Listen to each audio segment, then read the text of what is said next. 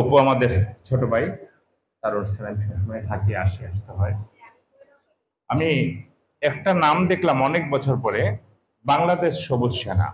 80-র দশকে আমি এই সবুজ সেনার একজন সদস্য ছিলাম। ফয়জুল ওয়ারা বাবু ভাই ছিলেন এটার প্রেসিডেন্ট। তারপরে ওই সংগঠনের একটি পত্রিকা ছিল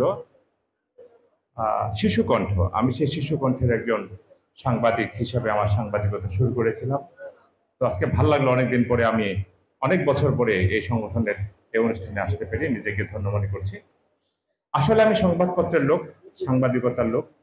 আমি নজরুল সম্পর্কে কিছু বলবো না, আমি বলবো আজকের সমাজ, আজকের অবস্থান নিয়ে দুটি তথ্য আমি আপনাদের দিয়ে যাই। যেটি হচ্ছে, আমরা জুলাই বিপ্লবে যেটা আমরা দেখেছি, সারা দেশে গুলি হয়েছিল। সারা দেশে 3,05,311 রাউন্ড গুলি ছোড়া হয়েছিল, এটা আইন শৃঙ্খলা বাহিনীর। আর শুধু ঢাকাতে হয়েছিল 95,311 রাউন্ড গুলি, সেটা যারা মব সৃষ্টি করছে তাদেরটা বাদ দিয়ে এটা আইন শৃঙ্খলা বাহিনীর তরফ থেকে করা হয়েছিল। সেই জুলাই বিপ্লবে যারা শহীদ হয়েছেন, যারা আহত হয়েছেন, তাদের প্রতি আমার অনেক অনেক শ্রদ্ধা এবং বিনম্র শ্রদ্ধা।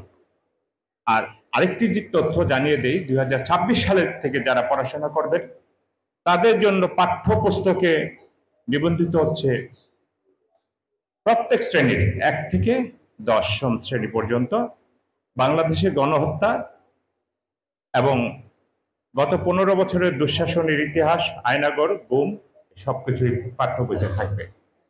ধন্যবাদ সবাইকে।